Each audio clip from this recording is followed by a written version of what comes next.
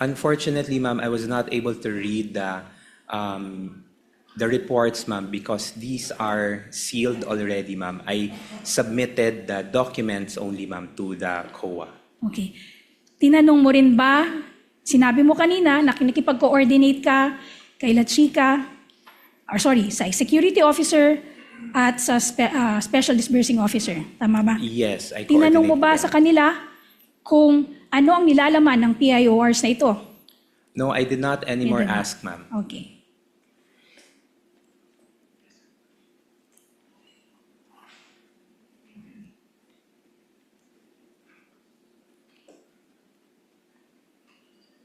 Now, dun sa AOMs din na iyong sinagot, pinuna din ng Commission on Audit yung line item na medical and food aid. Tama ba?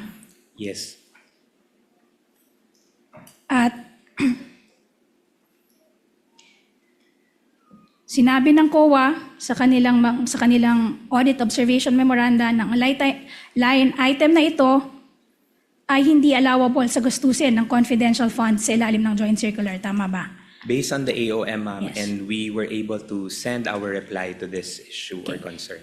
And you justified the inclusion of that line item. Pinagtanggol nyo, dun sa sagot nyo sa AOMs, pinagtanggol nyo yung pagsama ng line item na ito sa inyong accomplishment reports. Tama ba? Yes, we were able to explain it through our reply.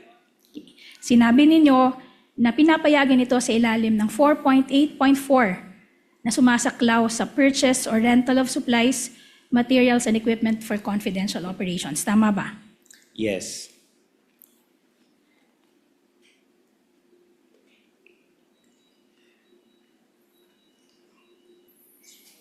And you will also confirm na itong pera, supposedly for the purchase of rentals of supplies, materials, and equipment for confidential operations, hindi kayo gumastos. Ibig sabihin, yung supposed supplies, materials, and equipment, hindi ang OVP ang bumili nito.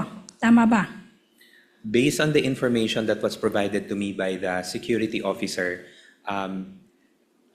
payments were made directly to the informants or the agents. And tama rin kukumpirmahin mo rin ba na wala kang nakita kahit anumang official receipt sa pagbili ng kahit alin dito sa mga tinutukoy na supplies na to?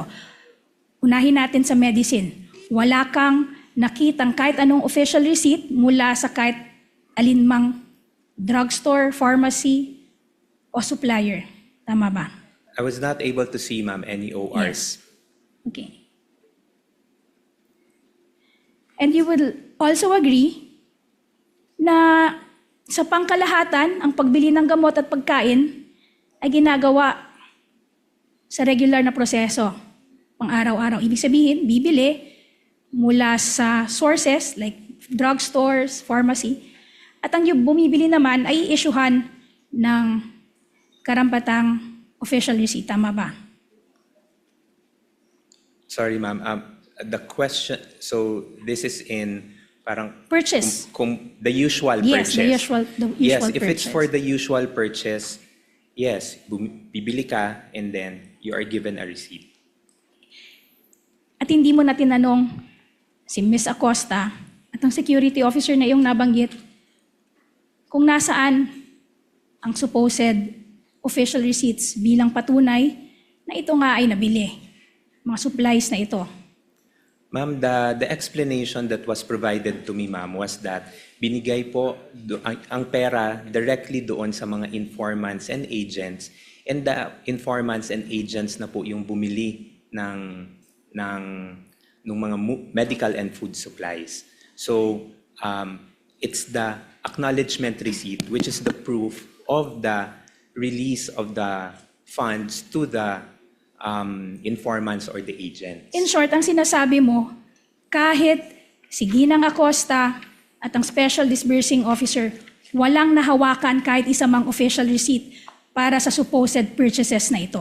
Ma'am, as Yes. to the exactness, ma'am, no, kung meron ba silang nahawakan na official receipt. That I cannot provide an answer po. But at the end of the day, wala silang binigay sa'yo, pina-explain mo sila, pero wala pa rin silang binigay na official receipt. Kahit anong official receipt for any of these supposed purchases.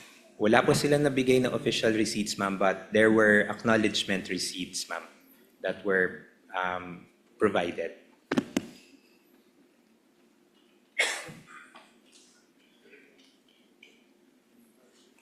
You will also confirm na yung OVP, alinsunod sa mga proyekto nito, ginagawa naman ito na bumili ng mga medisina. Tama ba?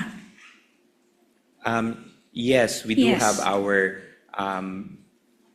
funding for Yes. purchase of supplies. In fact, sa item 1, noong sulat dated August 22, 2022, humingi kayo ng 144.72 million in regular funds for the OVP's medical assistance program. Tama ba?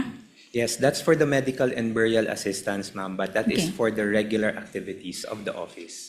At nung binili niyo yon, in fact, dun sa letter ninyo dated August 20,